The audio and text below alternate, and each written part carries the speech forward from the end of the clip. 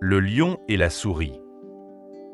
Dans une vaste savane dorée, baignée par le soleil éclatant, régnait un lion majestueux du nom de Mufaro. Sa crinière flamboyante ondulait au vent, et tous les animaux de la savane tremblaient à l'entente de son rugissement puissant. Mufaro était le roi incontesté des terres sauvages. Fier et imposant, il parcourait la plaine avec assurance, persuadé que rien ni personne ne pouvait égaler sa grandeur. Non loin de son territoire, sous un vieux baobab aux racines entrelacées, vivait une petite souris grise du nom de Timmy. Contrairement aux autres souris prudentes et craintives, Timmy était aventureuse. Elle adorait grimper, explorer et découvrir des coins cachés de la savane. Mais surtout, elle aimait se faufiler un peu partout, même dans des endroits où elle n'était pas censée aller. Un jour, alors que le soleil commençait à décliner, peignant le ciel de teintes orangées, Timmy décida de s'aventurer plus loin que jamais. Son petit cœur battait d'excitation tandis qu'elle zigzaguait entre les herbes hautes, escaladait les racines tordues et bondissait de pierre en pierre. Elle ne se doutait pas qu'elle venait d'entrer sur le territoire de Mufaro. Curieuse de nature, elle repéra une immense forme allongée au pied d'un arbre. Intriguée, elle s'approcha sur la pointe des pattes. C'était Mufaro lui-même, profondément endormi après un copieux festin. Son souffle lourd faisait trembler la terre à chaque inspiration. Fascinée par la grandeur du lion, Timmy ne put s'empêcher de grimper sur sa large patte. Puis, avec l'agilité d'une acrobate, elle sauta sur son dos. Quelle sensation étrange et excitante! Mais soudain, un frisson parcourut l'échine de Mufaro. Il ouvrit un œil doré, puis l'autre. D'un mouvement vif, il bondit sur ses pattes, envoyant valser la petite souris qui roula comme une boule de poil dans l'herbe. Pris de colère, il la captura d'un seul coup de patte et la souleva dans les airs. Ses crocs brillèrent sous la lumière du soleil couchant. Timmy, bien que tremblante, ne perdit pas son courage. Au lieu de la dévorer, Mufaro la regarda avec amusement. Une si petite créature osait marcher sur lui? Quel toupet! Finalement, il décida de l'épargner, pensant qu'une créature aussi insignifiante ne méritait même pas sa colère. Il la relâcha et la souris détala aussitôt, promettant intérieurement de ne plus s'aventurer sur le dos d'un roi. Mais le destin réserve parfois des surprises. Quelques jours plus tard, alors que Mufaro traversait la jungle en quête d'un point d'eau, il tomba dans un piège tendu par des chasseurs. Une lourde corde se resserra autour de ses pattes et, malgré sa force, il ne parvint pas à se libérer. Il rugit, fit trembler les arbres, mais personne ne vint à son secours. Tous les animaux, terrorisés par la présence des chasseurs, s'étaient cachés. Seule une petite silhouette grise osa s'approcher. C'était Timmy. Elle entendit le rugissement de détresse de Mufaro et accourut à travers les herbes. Perchée sur une branche, elle vit le puissant lion pris au piège. Sans hésiter, elle se glissa jusqu'à la corde épaisse et de ses petites dents aiguisées, elle commença à ronger les liens. Ce n'était pas facile. La corde était robuste et chaque effort demandait du temps et de la patience. Mais Timmy n'abandonna pas. Elle mâcha, tira, grignota encore et encore, jusqu'à ce que, enfin, la corde céda. Mufaro put se libérer. Aussitôt, il bondit sur ses pattes, secoua sa crinière et posa un regard émerveillé sur la minuscule souris qui venait de lui sauver la vie. Dès ce jour, il comprit que la force ne résidait pas seulement dans les muscles ou la grandeur. Même la plus petite des créatures pouvait accomplir de grandes choses avec du courage et de la détermination. Timmy et Mufaro devinrent alors amis. La petite souris se faufila souvent entre les griffes du lion sans crainte, et Mufaro, lui, veilla sur elle, s'assurant qu'aucun prédateur ne l'attaquerait. Et ainsi, dans la savane dorée, sous le regard bienveillant du soleil, naquit une amitié improbable mais précieuse, prouvant que l'importance d'un être ne se mesure pas à sa taille, mais à son cœur et à sa bravoure. La leçon de vie, mes chers amis, est la suivante. Même les plus petits peuvent accomplir de grandes choses. L'entraide et la gentillesse sont plus puissantes que la force seule.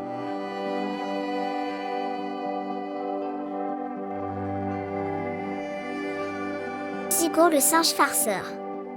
Dans les profondeurs verdoyantes de la forêt tropicale vivait Yigo, un jeune singe capucin à l'esprit malicieux et au sourire espiègle. Ses yeux pétillants de malice scrutaient sans cesse la canopée, à la recherche de sa prochaine victime pour une farce bien ficelée. Un matin ensoleillé, Igor repéra Éléonore, l'élégante girafe qui se désaltérait paisiblement au bord de la rivière. Le singe farceur eut alors une idée brillante. Il grimpa silencieusement dans un arbre surplombant l'eau et attendit le moment propice. Dès qu'Éléonore pencha son long cou pour boire, Igor lâcha une grappe de banane bien mûre qui s'écrasa sur sa tête dans un splash retentissant.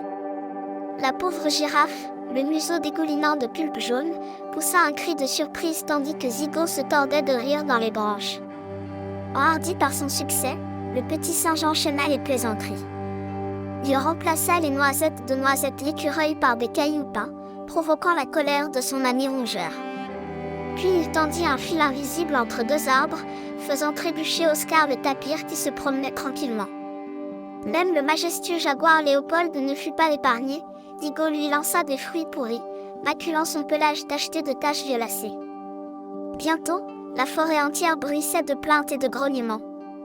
Les animaux, excédés par les facéties incessantes de Zigo, décidèrent de se réunir pour trouver une solution. C'est alors que Sagesse, la vieille chouette, eut une idée ingénieuse. Le lendemain matin, Zigo se réveilla, prêt pour de nouvelles bêtises. Mais en descendant de son arbre, il remarqua un magnifique fruit qu'il n'avait jamais vu auparavant. Intrigué, il s'en approcha. Le fruit semblait si juteux, si appétissant. Sans réfléchir, Zigo mordit dedans à pleines dents, pour découvrir qu'il s'agissait en réalité d'une noix de coco évidée et remplie de boue. Couvert de terre de la tête aux pieds, Zigo entendit les rires des autres animaux qui sortaient de leur cachette. Il comprit alors que c'était à son tour d'être la victime d'une farce. Honteux, il baissa la tête, s'attendant à être grondé et rejeté. Mais à sa grande surprise, les animaux l'entourèrent avec bienveillance. Éléonore la girafe s'approcha et lui dit doucement « Igo, nous t'apprécions beaucoup, mais tes blagues commençaient à nous blesser. Nous voulions te montrer ce que ça fait d'être de l'autre côté de la plaisanterie. » Touché par la gentillesse de ses amis malgré tout ce qu'il leur avait fait subir, Igo sentit des larmes lui monter aux yeux. Il s'excusa sincèrement et promit de ne plus jamais faire de farces méchantes. À partir de ce jour, Igo mit son imagination débordante au service de jeux amusants que tous pouvaient apprécier. Il organisa des chasses au trésor, inventa des devinettes hilarantes et créa même un spectacle de jonglerie avec des noix de coco. La forêt résonnait désormais de rires joyeux et partagés, et Zigo découvrit que faire rire les autres avec eux, plutôt qu'à leurs dépens, était bien plus gratifiant. C'est ainsi que le petit singe farceur devint le boute-en-train préféré de tous les animaux, apportant joie et bonne humeur dans toute la forêt tropicale.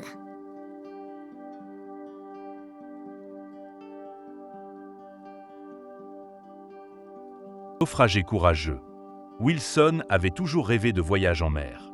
Avec ses longs cheveux bouclés qui dansaient au vent et ses yeux aussi bleus que l'océan, il se sentait chez lui sur son bateau.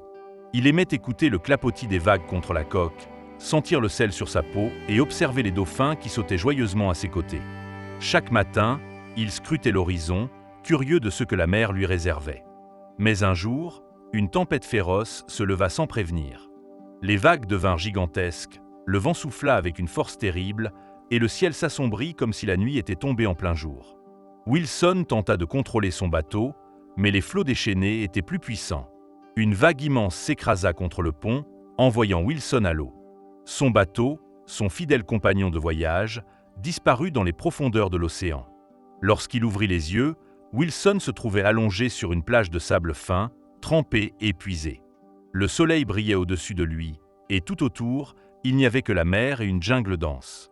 Il comprit alors qu'il était seul sur une île perdue au milieu de l'océan. Il ne perdit pas courage. Il savait qu'il devait survivre. Il explora l'île et trouva une source d'eau douce cachée derrière un rideau de lianes. Il ramassa des noix de coco, grimpa aux arbres pour cueillir des fruits et tenta même de pêcher avec un bâton taillé en pointe. Il apprit à allumer un feu en frottant 2 morceaux de bois ensemble. La première fois, il n'obtint que de la fumée, mais il persévéra. Enfin, une étincelle jaillit et une petite flamme dansa devant lui. Il était si heureux qu'il sauta en l'air et fit une danse de la victoire. Il se construisit une cabane avec des branches et des feuilles de palmier. Elle n'était pas aussi confortable que sa cabine sur son bateau, mais elle le protégeait du vent et de la pluie. Il s'endormait chaque soir en écoutant les vagues et en regardant les étoiles scintiller dans le ciel. Un matin, alors qu'il ramassait des coquillages sur la plage, il entendit un bruit dans le ciel. Il leva les yeux et vit un avion passer au-dessus de l'île. Son cœur s'emballa. Il se précipita vers le sable et de ses mains traça d'énormes lettres « Help ».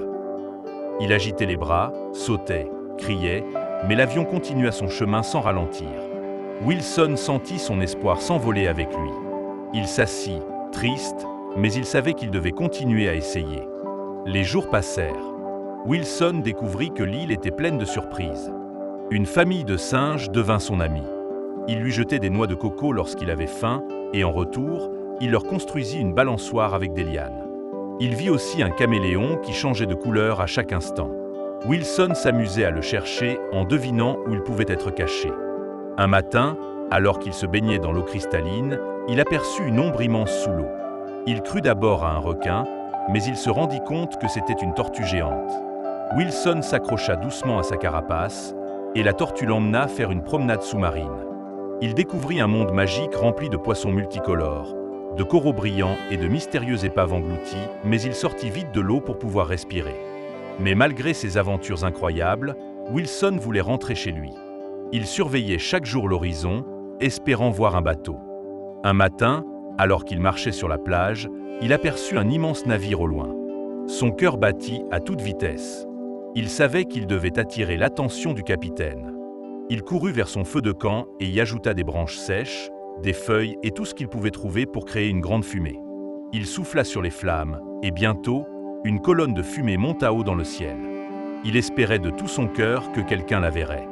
Le bateau semblait continuer sa route sans le voir, mais soudain, il changea de direction. Wilson sauta de joie. Le navire approchait. Quelques heures plus tard, une chaloupe atteignit la plage et des marins l'accueillirent avec de grands sourires. Il était sauvé. De retour sur la terre ferme, Wilson raconta son aventure à tout le monde.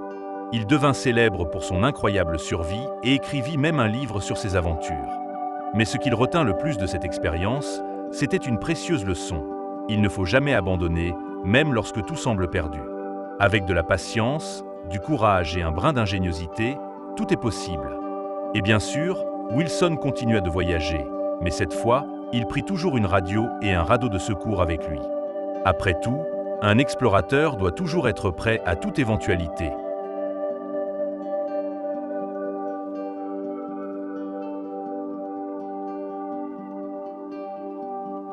Tarzan et la flamme enchantée. Dans une jungle luxuriante, où les arbres millénaires tendaient leurs branches vers le ciel et où les rivières chantaient en cascade, vivait Tarzan, le protecteur de la forêt. Agile et rusé, il se déplaçait avec aisance parmi les feuillages, veillant sur chaque créature de son royaume. Tarzan est un homme à la silhouette athlétique et élancée, taillé par la jungle elle-même. Sa peau, hâlée par le soleil et marquée de fines cicatrices, témoigne des nombreuses épreuves qu'il a traversées. Un jour, un événement vint troubler l'harmonie de la jungle. Au cœur de cette nature préservée, cachée dans une caverne ancienne, brillait la flamme enchantée. Cette lumière mystique nourrissait la jungle d'une énergie pure. Elle faisait éclore les fleurs les plus rares, rendait l'eau cristalline et offrait une vitalité infinie aux plantes et aux animaux. Mais une nuit, une brume glaciale enveloppa la forêt. Le lendemain, la flamme perdit de son éclat, et peu à peu, la jungle commença à dépérir. Les feuilles jaunirent, les rivières s'assombrirent et les animaux s'affaiblirent. Voyant son foyer sombrer dans la détresse, Tarzan comprit qu'il devait agir. Il se rendit auprès de Sanya, une vieille chouette sage, qui connaissait les mystères de la jungle. D'une voix grave, elle lui révéla que seule une étincelle du phare de feu, perché au sommet de la montagne des étoiles, pouvait raviver la flamme enchantée. Sans hésiter, Tarzan se lança dans une quête périlleuse. Son voyage l'emmena à travers des marais brumeux, où d'étranges créatures glissaient dans l'ombre. Il escalada des falaises abruptes, frôlant la chute à plusieurs reprises. Il traversa une plaine aride, où le soleil brûlait sans pitié. Chaque épreuve testait sa force et son courage, mais il ne fléchit pas. En chemin, il rencontra Naya, une féline au pelage d'un bleu profond qui brillait sous la lumière des étoiles. Elle souffrait elle aussi du déclin de la jungle et connaissait un passage secret menant au sommet de la montagne. Ensemble, ils bravèrent les obstacles de la nature. Lorsqu'ils atteignirent enfin le phare de feu, ils découvrirent qu'une tempête d'étincelles magiques protégeait l'entrée. Tarzan observa les flammes dansantes et se souvint des paroles de Sanya. La patience et l'ingéniosité ouvrent les chemins que la force brute ne peut franchir. Plutôt que de se précipiter, il attendit le bon moment. Lorsque la brise affaiblit la tempête, Tarzan s'élança avec souplesse et attrapa une étincelle dorée qu'il enferma précautionneusement dans une pierre creuse. Le retour fut tout aussi éprouvant. Une tempête menaçait d'éteindre l'étincelle, mais, grâce à une feuille géante enroulée autour d'elle, Tarzan la protégea jusqu'à ce qu'ils atteignent enfin la jungle mourante. Dès qu'il déposa l'étincelle dans l'autel sacré de la caverne, la flamme enchantée se raviva, illuminant la forêt d'une lumière dorée. Les feuilles retrouvèrent leur éclat, les rivières recommencèrent à scintiller et les animaux recouvrèrent leur force. La jungle était sauvée. Tarzan, le gardien au regard déterminé, comprit alors que la persévérance, l'intelligence et l'amitié étaient les véritables clés pour triompher des épreuves. Et tandis que la jungle célébrait son retour, il se laissa porter par le vent, heureux de savoir que son monde était à nouveau en harmonie.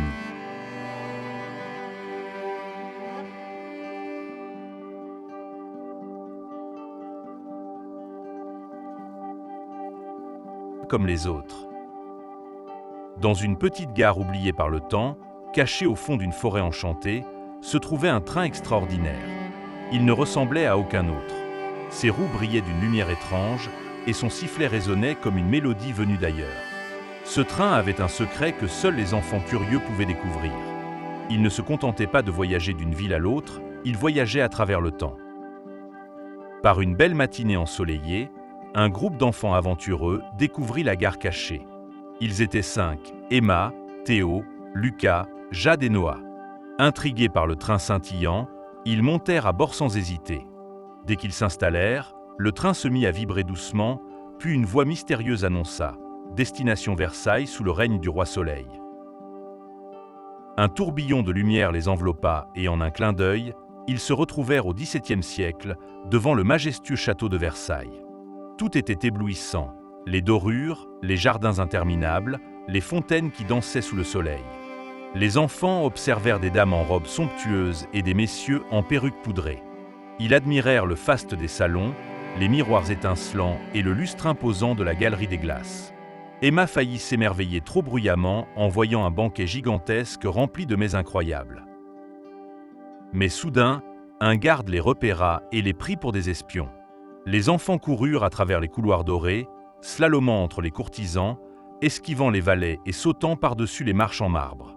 Ils atteignirent de justesse le train magique, qui siffla juste avant de disparaître dans un tourbillon de lumière.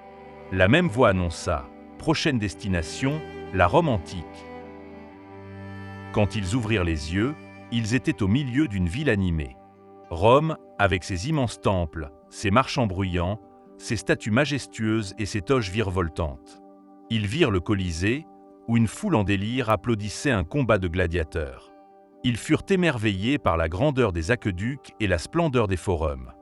Un boulanger leur offrit un pain rond et croustillant, tandis qu'un centurion en armure étincelante les regardait d'un air suspicieux. Curieux, les enfants se faufilèrent jusqu'à un immense banquet en l'honneur d'un sénateur romain. Des plats extravagants étaient disposés, du pain trempé dans du miel, des figues sucrées et même des pans rôtis. Jade toucha une coupe dorée par accident et la fit tomber avec fracas. Les Romains tournèrent tous la tête vers eux. Des intrus. Attrapez-les. Les enfants détalèrent à toute vitesse, zigzagant entre les colonnes en marbre et les soldats en toge. Ils sautèrent par-dessus une fontaine, traversèrent un marché et plongèrent à temps dans le train magique. La même voix résonna. Prochaine destination, la préhistoire. Cette fois, le voyage secoua plus que d'habitude. Quand les portes s'ouvrirent, une chaleur étouffante les enveloppa. Devant eux, un monde perdu s'étendait. Des fougères géantes, des volcans crachant de la fumée et des créatures immenses se déplaçant lentement. Lucas, fasciné, montra du doigt un troupeau de diplodocus qui broutait paisiblement. Théo repéra des ptérodactyles planant dans le ciel. Noah ramassa un énorme os de dinosaure et le souleva fièrement. « Regardez ça !» Mais son triomphe fut de courte durée. Un rugissement puissant fit trembler le sol. Une ombre immense apparut derrière les arbres. Un Tyrannosaurus rex, gigantesque, les fixait avec ses petits yeux féroces. Sans réfléchir, les enfants se mirent à courir aussi vite que leurs jambes le leur permettaient. Le sol vibrait sous les pas du T-Rex qui les poursuivait, ses dents scintillant sous le soleil.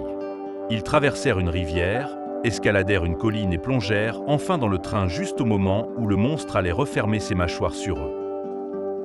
Finalement, la voix mystérieuse du train annonça « Maintenant, retour à la maison ». Un dernier tourbillon de lumière, et ils retrouvèrent la petite gare cachée dans la forêt. Essoufflés, mais euphoriques, ils s'effondraient sur le quai, riant aux éclats. Ils venaient de vivre l'aventure de leur vie. Désormais, ils savaient que chaque jour pouvait réserver des surprises extraordinaires, et que l'histoire était bien plus fascinante qu'ils ne l'avaient imaginé. Et qui sait, peut-être qu'un jour, le train magique soufflerait encore une fois pour les emmener vers de nouvelles aventures.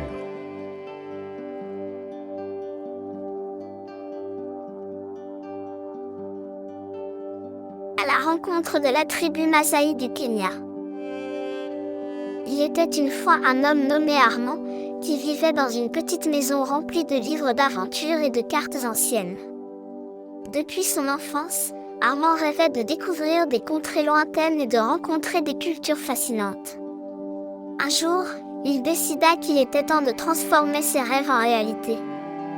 Après des mois de préparatifs, il prit son sac à dos et s'envola vers l'Afrique de l'Est, plus précisément au Kenya, avec l'idée de rencontrer les tribus Maasai. Armand atterrit à Nairobi, la capitale animée du Kenya.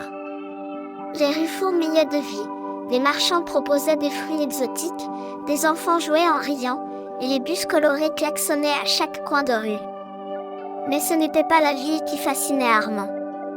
Ce qu'il cherchait se trouvait bien au-delà des gratte-ciel et du brouhaha urbain, les vastes plaines où vivent les Maasai.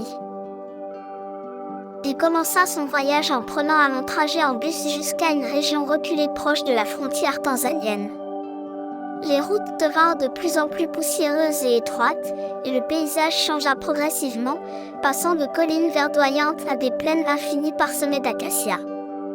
Lorsqu'il descendit enfin du bus, il était à l'entrée d'un village Maasai. Les Maasai étaient connus pour leur mode de vie unique et leurs habits colorés. Les hommes portaient des shukas rouges drapés autour de leurs épaules, et les femmes étaient ornées de colliers en perles multicolores. Armand fut accueilli par le chef du village, un vieil homme au regard sage nommé Olé. Bien qu'Armand ne parlât pas la langue des Maasai, les gestes et les sourires furent suffisants pour communiquer. Au fil des jours, Armand découvrit leur manière de vivre. Il observa comment ils construisaient leur maison en torchis, appelée Maniata, et comment ils vivaient en harmonie avec la nature. Les Maasai élevaient des troupeaux de vaches, qu'ils considéraient comme sacrés, et connaissaient chaque recoin de leur territoire. Armand était émerveillé par leur connaissance des plantes médicinales et leur capacité à lire les étoiles pour prédire la météo. Un matin, alors qu'il suivait un jeune guerrier nommé Nadoi sur les sentiers, un événement inattendu se produisit. Ils croisèrent la route d'un éléphant solitaire. L'animal semblait agacé et frappait le sol de sa trompe. Armand resta figé, mais Nadoi était calme. Avec des gestes lents, le jeune guerrier indiqua à Armand de se retirer doucement. Ils se cachèrent derrière un bosquet, laissant l'animal reprendre son chemin. Armand apprit ce jour-là à respecter la puissance et l'imprévisibilité de la faune. Au fur et à mesure de son séjour, Armand se lia d'amitié avec les habitants du village. Il était fasciné par leurs rituels et leurs danses. Un soir, lors d'une grande cérémonie, les guerriers sautèrent en rythme, atteignant des hauteurs incroyables. Les chants résonnaient sous le ciel étoilé, et Armand sentit une énergie qu'il n'avait jamais ressentie auparavant. Il comprit que ces danses n'étaient pas qu'une simple tradition, mais un moyen d'exprimer leur lien profond avec leur communauté et leur environnement. Un jour, le chef Olé invita Armand à l'accompagner dans un périple important. Ils devaient livrer des herbes médicinales à un autre village Masaï en Tanzanie. Le voyage fut éprouvant, ils traversèrent des rivières, gravirent des collines escarpées et marchèrent sous un soleil de plomb. Mais à chaque étape, Olé lui montrait quelque chose d'extraordinaire, des empreintes de liens, des oiseaux rares et des plantes aux propriétés surprenantes. Armand se sentait comme un élève dans une école à ciel ouvert. Arrivé au village voisin, Armand assista à un moment touchant. Les herbes qu'ils avaient apportées furent utilisées pour soigner un enfant malade. Voir la gratitude des villageois remplit Armand de joie. Il réalisa que les Masaï, bien que vivant avec peu de ressources, possédaient une richesse immatérielle, la solidarité et le partage. Son aventure ne fut pas dénuée de difficultés. Une nuit, un orage violent s'abattit sur la région. Le vent hurlait, et la pluie transformait la terre en boue glissante.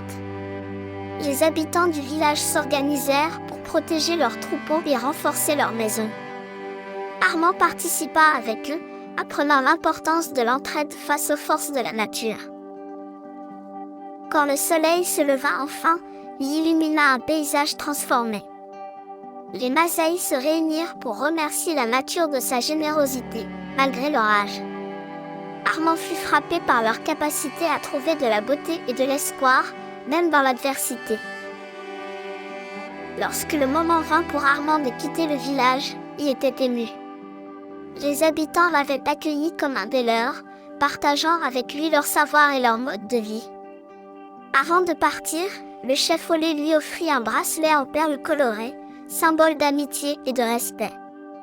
Armand promit de ne jamais oublier tout ce qu'il avait appris. De retour chez lui, Armand raconta son voyage à de nombreux enfants, partageant avec eux les histoires des Masaï et les leçons qu'il en avait tirées. Il leur expliqua que la richesse ne se trouvait pas dans les choses matérielles, mais dans les relations que l'on construit, dans le respect de la nature et dans la curiosité de découvrir le monde. Armand avait changé. Ses livres d'aventure ne lui suffisaient plus, il voulait vivre pleinement chaque instant, avec gratitude et humilité.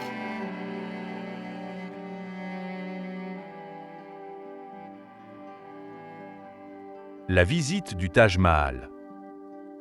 Au cœur d'une belle matinée de printemps, Alexandre et Maxime, deux amis inséparables, se lancèrent dans une aventure qui allait marquer leur vie. Leur périple les mena bien loin de leur ville tranquille, jusqu'aux terres mystiques de l'Inde.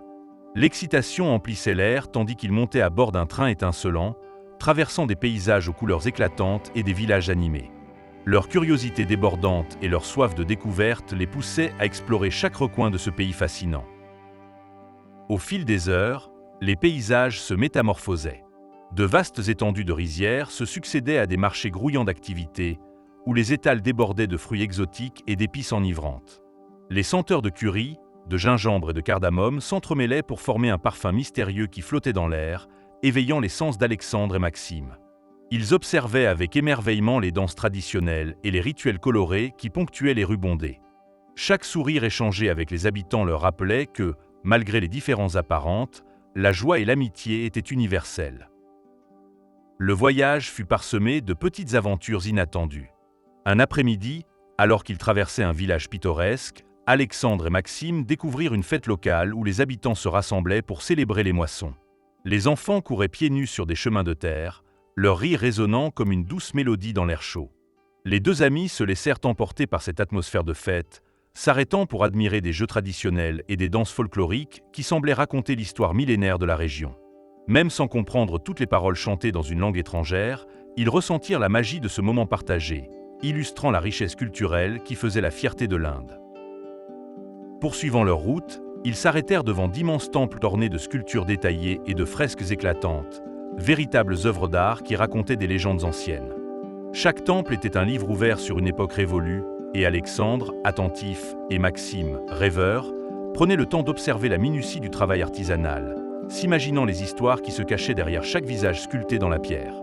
La lumière dorée du soleil jouait avec les ombres, conférant à chaque monument une aura presque magique, et leur voyage devenait peu à peu une leçon de patience et d'émerveillement. L'excitation monta d'un cran lorsqu'ils approchèrent enfin du joyau de leur périple, le Taj Mahal. Après de longs jours de découvertes, d'aventures et de rencontres, le grand monument se dressait devant eux dans toute sa splendeur. À l'horizon, le dôme majestueux étincelait sous les rayons du soleil, reflétant des nuances allant du blanc pur à des teintes roses et dorées. La symétrie parfaite du bâtiment, entouré de jardins luxuriants et de bassins miroitants, laissait entrevoir la passion et le soin apportés à sa construction. Alexandre et Maxime se retrouvèrent face à ce chef-d'œuvre d'architecture qui semblait appartenir à un autre monde. Ils marchèrent lentement sur le chemin de marbre fin, leurs yeux brillants d'admiration et leur cœur battant à l'unisson avec la beauté du lieu. Le Taj Mahal ne se contentait pas d'être un simple monument. Il racontait l'histoire d'un amour éternel, celui d'un empereur pour sa reine, et symbolisait la puissance des émotions sincères. Les reflets de la lumière sur la surface lisse et les motifs délicats gravés dans la pierre semblaient murmurer des secrets anciens, incitant les deux amis à rêver et à se laisser porter par la magie du moment. Autour du monument, la nature participait également à ce spectacle grandiose. Des arbres centenaires étendaient leurs branches comme pour protéger ce lieu sacré, et les jardins, parsemés de fleurs multicolores, formaient un tapis vivant invitant à la contemplation. Un petit ruisseau serpentait paisiblement, ajoutant une douce mélodie au murmure du vent qui caressait les feuilles. La scène entière ressemblait à un tableau féerique, où chaque détail témoignait de la beauté intemporelle et de la richesse culturelle de l'Inde. Ce moment de grâce fut agrémenté par une rencontre inattendue avec une famille locale qui, en voyant l'admiration sincère d'Alexandre et Maxime, leur offrit un modeste cadeau symbolique. Dans ce geste simple, les deux amis ressentirent la chaleur et la générosité des habitants, une invitation à dépasser les frontières et à s'ouvrir aux différences. Ce présent, bien que discret, représentait bien plus qu'un souvenir matériel. Il incarnait la leçon que la bonté se trouve souvent dans les petites attentions et que l'amitié peut naître dans les moments les plus simples. Au fil des jours, l'aventure se poursuivit avec d'autres découvertes tout aussi fascinantes. Alexandre et Maxime arpentèrent des ruelles décorées de lanternes colorées, goûtèrent à des mets épicés aux saveurs surprenantes et apprirent, même sans mots partagés, la signification profonde de la tolérance et de l'acceptation. Chaque nouvelle rencontre, chaque paysage dévoilé contribuait à leur croissance intérieure, leur enseignant que le monde regorgeait de trésors insoupçonnés pour ceux qui savaient regarder avec le cœur. Alors que le voyage touchait à sa fin, les deux amis se remémorèrent avec émotion l'ensemble de leurs découvertes, leurs yeux pétillants de souvenirs et de rêves d'aventure. Le retour vers leur ville natale fut ponctué de moments de silence où chacun méditait sur la beauté du monde et sur la manière dont l'Inde, avec sa diversité et sa richesse culturelle, avait changé leur regard sur la vie. En quittant l'Inde, Alexandre et Maxime portaient dans leur regard la certitude que l'aventure et la découverte étaient des moyens puissants pour apprendre et grandir. Leur cœur, désormais enrichi par les rencontres et les expériences vécues, battait à l'unisson avec un nouvel enthousiasme pour la vie. Ils avaient compris que l'amitié sincère, tout comme la diversité culturelle, était une source inestimable de joie et de compréhension mutuelle. La leçon qu'ils avaient retenue était simple et profonde. Ouvrir son cœur aux merveilles du monde permet de tisser des liens sincères et de bâtir un avenir harmonieux, où le respect et la tolérance prévalent sur tout. Leur périple devint ainsi un hommage à la diversité, à l'amour universel et à la magie qui réside en chaque culture. Par-dessus tout, Alexandre et Maxime apprirent qu'en osant sortir de leur zone de confort et en s'aventurant vers l'inconnu, ils pouvaient découvrir non seulement des lieux extraordinaires, mais aussi la beauté infinie de l'amitié et de la compréhension humaine. Ainsi, leur retour fut empreint de gratitude et de fierté. Ils garderaient à jamais en mémoire le reflet scintillant du Taj Mahal, le chant du ruisseau dans les jardins et la chaleur des sourires indiens. Leur aventure, pleine de surprises et de leçons de vie, leur rappellerait toujours que la beauté du monde réside dans la diversité des cultures et dans la capacité de chacun à s'ouvrir aux autres avec bienveillance et curiosité.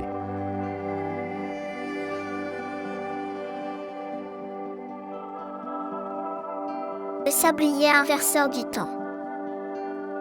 Au fond d'une petite boutique poussiéreuse, cachée entre des grimoires anciens et des fioles étranges, un homme nommé Victor découvrit un sablier fascinant.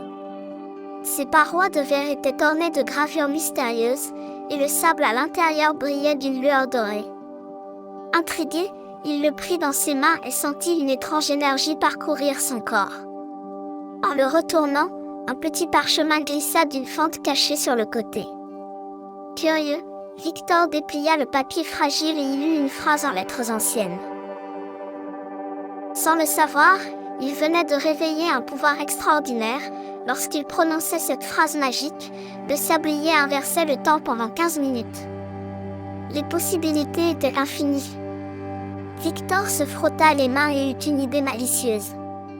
Avec un sourire en coin, il décida d'utiliser ce pouvoir à son avantage.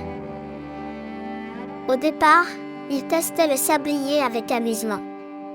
Il pouvait rejouer une partie de cartes et gagner à chaque coup, corriger ses erreurs avant qu'elles ne se produisent, ou récupérer un objet qu'il venait de faire tomber. Mais très vite, il comprit qu'il pouvait aller plus loin. Victor commença à utiliser le sablier pour commettre des petites farces. Il volait des friandises dans une boulangerie, embêtait les marchands en renversant leur étal et disparaissait avant qu'ils ne puissent le voir, ou déplaçait des objets pour semer la confusion. Chaque fois qu'il renversait le temps, tout semblait être oublié, et il en profitait. Un jour, il alla trop loin. Il utilisa le sablier pour tricher dans une grande course organisée en ville.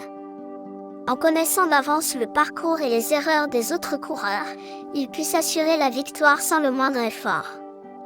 On lui remit une médaille et tous l'acclamèrent, mais il sentit un pincement au cœur.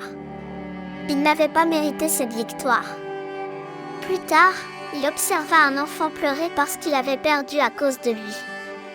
Une vague de culpabilité l'envahit.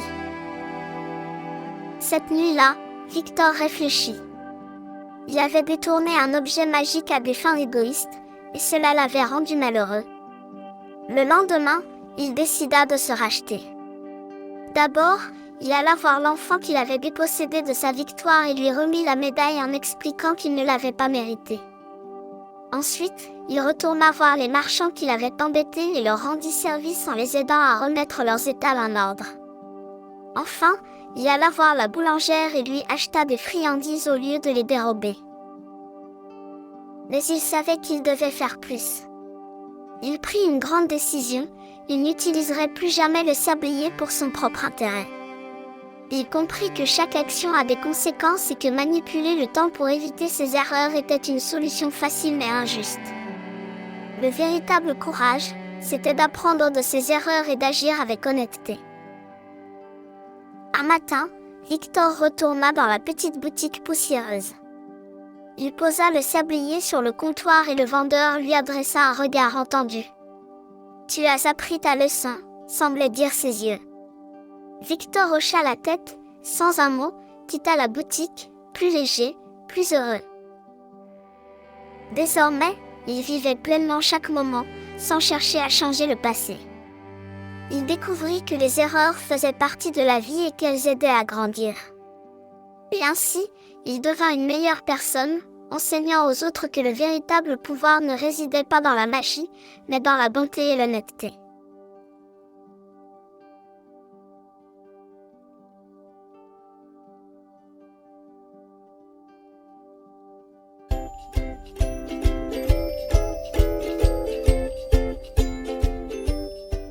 Pinocchio.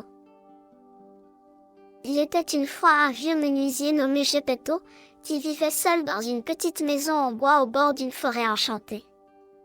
Geppetto aimait travailler le bois plus que tout.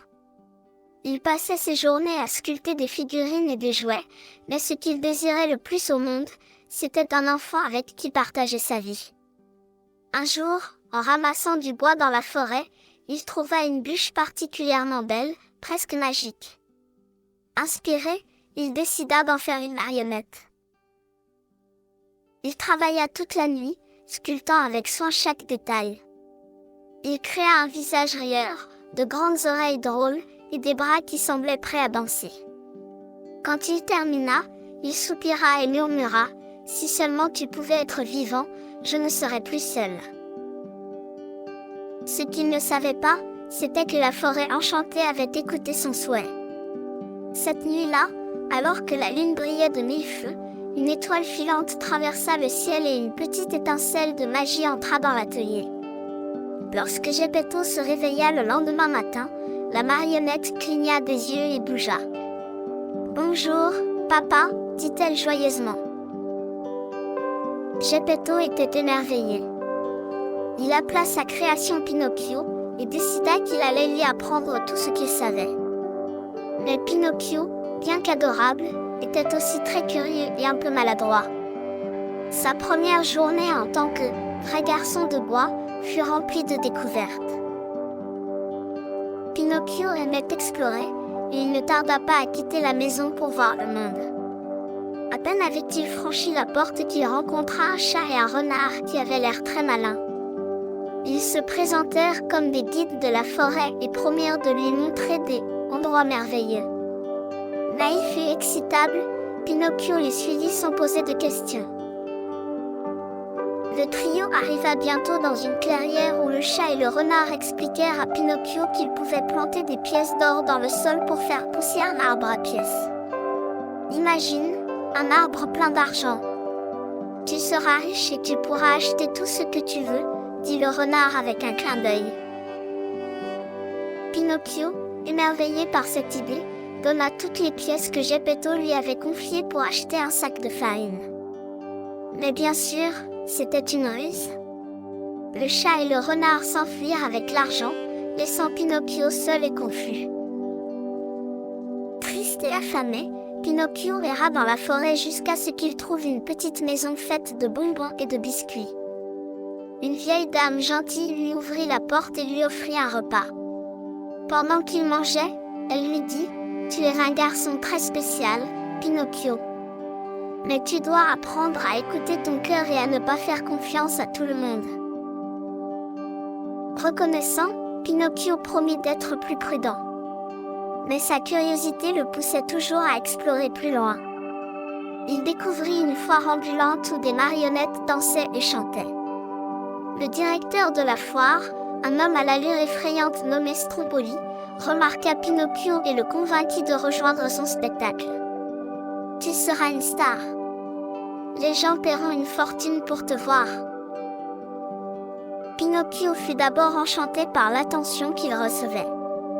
Mais il comprit vite qu'il était prisonnier. Stromboli l'enfermait chaque soir dans une cage pour qu'il ne s'échappe pas. Heureusement, une petite luciole nommée Lucia vint à son secours. « Suis-moi, je vais te ramener chez toi, » chuchota-t-elle.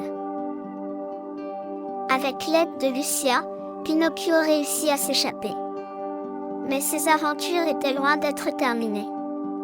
Sur le chemin du retour, il trouva un groupe d'enfants qui partaient pour un lieu appelé l'île des Jeux. L'idée d'un endroit où ils pourraient jouer toute la journée sans règles était irrésistible. Mais l'île des Jeux était un piège. Les enfants qui y allaient se transformaient peu à peu en animaux de ferme, à cause d'une magie obscure qui punissait leur manque de responsabilité. Pinocchio commença à se transformer en âne, et il paniqua. « Je veux rentrer chez papa !» cria-t-il. Lucia réapparut et l'aida à fuir l'île avant qu'il ne soit complètement transformé. Mais une autre épreuve l'attendait. Geppetto, parti à sa recherche, avait été avalé par une gigantesque baleine pendant qu'il naviguait en mer. Sans hésiter, Pinocchio plongea dans l'océan pour sauver son père. Dans l'estomac de la baleine, ils se retrouvèrent et échafaudèrent un plan audacieux. Avec l'aide de quelques poissons amicaux, ils provoquèrent un éternuement monumental de la baleine et furent projetés hors de sa gueule. De retour chez eux, Geppetto serra Pinocchio dans ses bras. Il était fier de lui, non pas parce qu'il était parfait, mais parce qu'il avait appris de ses erreurs et était devenu plus courageux et responsable.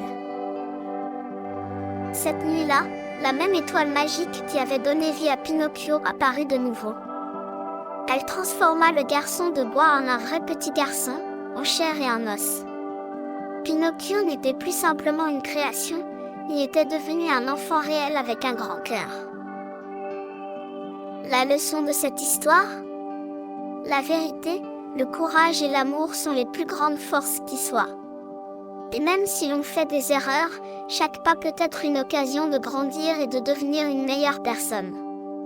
À condition, bien sûr, de toujours écouter son cœur.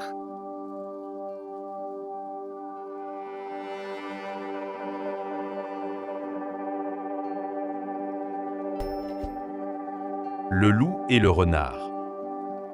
Dans une vaste forêt aux arbres centenaires, où le vent murmurait des contes anciens à travers le feuillage, vivaient un loup et un renard. Le premier, grand et puissant, arpentait les bois avec l'assurance d'un roi sans couronne. Le second, vif et rusé, connaissait les moindres recoins de la forêt comme s'il en était le gardien secret. Chaque jour, leurs chemins se croisaient, chacun observant l'autre avec une prudence mesurée, car s'ils n'étaient pas ennemis, ils n'étaient pas non plus amis. Le loup, nommé Gaspard, était craint de tous. Son pelage sombre se fondait dans l'ombre des sous-bois, et son regard perçant suffisait à faire frissonner le plus courageux des cerfs. Pourtant, s'il était fort, il était aussi d'une vanité sans borne. Il aimait que l'on parle de sa puissance, que l'on s'incline devant lui, et que nul ne mette en doute sa suprématie. Le renard, quant à lui, s'appelait Félix. Agile et futé, il savait que la force seule ne suffisait pas pour régner sur la forêt. L'intelligence et la patience étaient ses armes préférées. Il n'aimait guère la brutalité de Gaspard, mais il savait aussi qu'il valait mieux ne pas le contrarier ouvertement. Son esprit malicieux lui permettait d'éviter les conflits et de contourner les difficultés. Il était un maître du détour et de la feinte, trouvant toujours un moyen de parvenir à ses fins sans user d'eux. Un jour, alors que l'hiver approchait et que la nourriture se faisait rare, Gaspard, affamé, décida qu'il ne chasserait plus. Il était le plus fort, il était le roi de la forêt. Alors pourquoi s'abaisser à poursuivre des proies ? Les autres me doivent bien cela, pensait-il, convaincu que tout lui était dû. Ainsi, il allait de tanière en tanière, exigeant qu'on lui offre une part du butin. Certains cédaient, terrifiés par son regard, mais d'autres commençaient à murmurer entre eux que cela ne pouvait pas durer.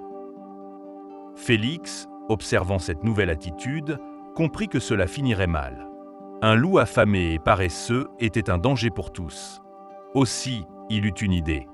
Plutôt que de l'affronter directement, il décida de lui donner une bonne leçon. Par une matinée brumeuse, il laissa traîner des traces près de la tanière du loup, menant à un grand chêne creux. Sur le chemin, il disposa des plumes et quelques os rongés, donnant l'illusion qu'un festin s'y trouvait.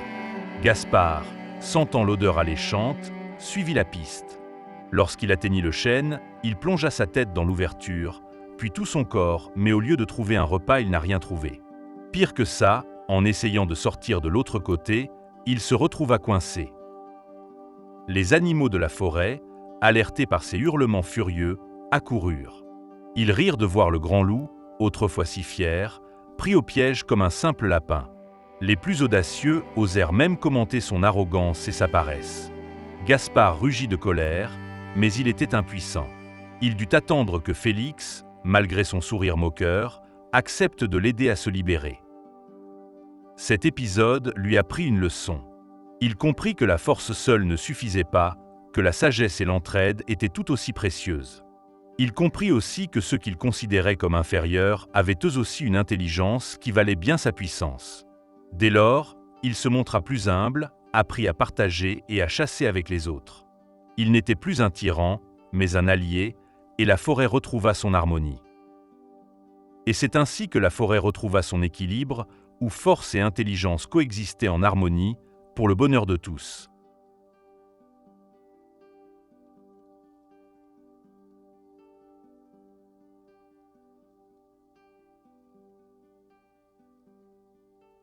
Le voyage en Tunisie. Sarah vivait dans une petite ville de France, où les hivers étaient froids et les étés parfois capricieux. Un jour, ses parents annoncèrent une grande nouvelle. « Sarah, cet été, nous partons en Tunisie. » La petite fille, curieuse et toujours avide de découvertes, sautillait de joie à l'idée de voyager dans un pays si différent et exotique. Quelques semaines plus tard, après un vol excitant où Sarah s'émerveillait devant les nuages à travers le hublot, ils atterrirent à Tunis, la capitale de la Tunisie. Dès qu'elle sortit de l'aéroport, une chaleur douce et enveloppante la saisit. L'air portait un mélange de parfums inconnus, des épices, des fleurs d'oranger et l'odeur salée de la mer. Leur première destination fut la Médina de Tunis, un labyrinthe de ruelles où les échoppes regorgeaient de tapis colorés, de poteries finement peintes et de bijoux étincelants. Sarah était fascinée par tout ce qu'elle voyait. Un marchand lui offrit un petit bracelet en perles en lui souhaitant la bienvenue. Ses parents expliquèrent que l'hospitalité était une valeur très importante ici, ce qui fit sourire Sarah. Le lendemain, ils partirent pour Carthage, une ancienne cité pleine d'histoire. Sarah apprit que cette ville avait été le foyer de grands navigateurs et commerçants. Elle se promena parmi les ruines, imaginant les navires chargés de richesses venant de terres lointaines. Les mosaïques, avec leurs motifs complexes, émerveillèrent Sarah qui s'amusa à suivre les formes avec ses doigts. Après Carthage, ils se dirigèrent vers le sud, vers Sidi Bou Saïd, un village perché au-dessus de la mer. Les maisons blanches aux portes bleues brillaient sous le soleil éclatant. Sarah découvrit le plaisir de siroter une citronnade bien fraîche en admirant la vue sur la Méditerranée. Elle était sûre que c'était là le plus bel endroit qu'elle avait vu. Les jours suivants furent ponctués de nouvelles aventures. Sarah et ses parents visitèrent des souks animés, où les marchands criaient leurs prix et les épices formaient des pyramides multicolores. Elle découvrit les saveurs uniques de la cuisine tunisienne, le couscous parfumé, les briques croustillantes et les macroudes sucrées. Lors d'un repas, un serveur expliqua à Sarah comment le pain, appelé tabouna, était cuit dans un four traditionnel en argile. Sarah trouvait fascinant de voir combien la nourriture était liée à l'histoire et aux traditions. Un jour, ils se rendirent à la plage. Sarah, qui adorait jouer dans l'eau, ne se lassait pas des vagues turquoises. Elle construisit un château de sable gigantesque, aidée par d'autres enfants rencontrés sur place. Bien qu'ils ne parlaient pas tous la même langue, ils communiquaient par des sourires et des gestes. Sarah comprit que l'amitié pouvait naître partout, même entre des gens qui venaient de mondes différents. Un autre jour, ils embarquèrent pour une balade en chameau dans le désert.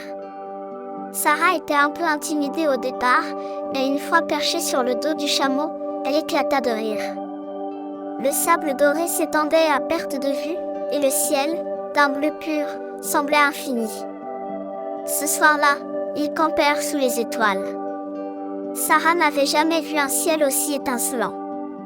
Elle se sentit minuscule et grande à la fois, comme si elle faisait partie d'un univers bien plus vaste.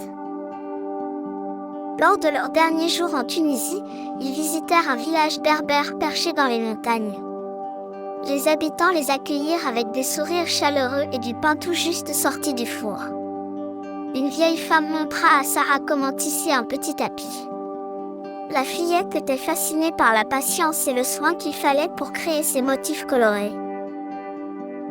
Quand ils rentrèrent chez eux, Sarah avait l'impression d'avoir vécu une grande aventure.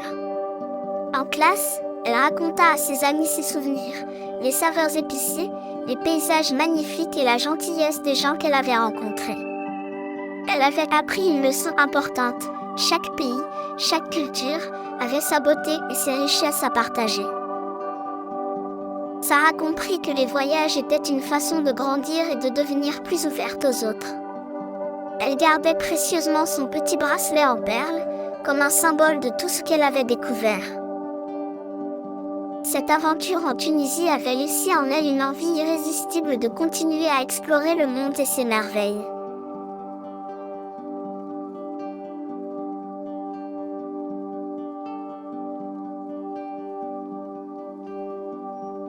Sébastien et la bague magique.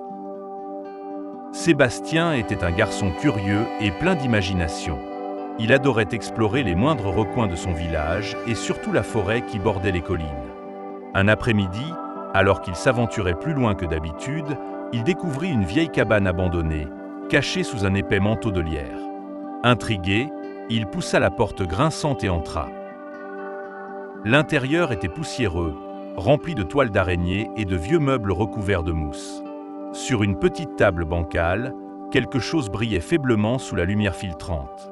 C'était une bague dorée, ornée d'une pierre translucide aux reflets changeants. Sans réfléchir, il la glissa à son doigt. Aussitôt, un frisson lui parcourut l'échine et en baissant les yeux, il réalisa avec stupeur que son corps avait disparu. Il était invisible.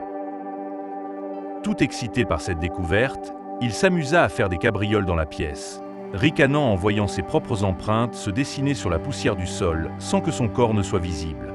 En sortant de la cabane, il comprit le potentiel incroyable de cet anneau. Il pouvait aller où il voulait, faire ce qu'il voulait sans que personne ne le voie. Au début, il utilisait son pouvoir pour s'amuser. Il entra en douce dans la boulangerie du village et chipa des poignées de bonbons sans se faire repérer. Il fit peur à ses amis en leur murmurant des mots effrayants dans le dos, puis disparaissait dans un éclat de rire silencieux. Il entra même en cachette chez son institutrice pour déplacer ses affaires et la faire tourner en bourrique. Petit à petit, le plaisir de la farce se transforma en un jeu plus sombre. Il prit goût à l'idée de détenir un pouvoir absolu. Il se mit à dérober de l'argent dans les poches des passants, à briser des objets sans qu'on sache qui en était responsable.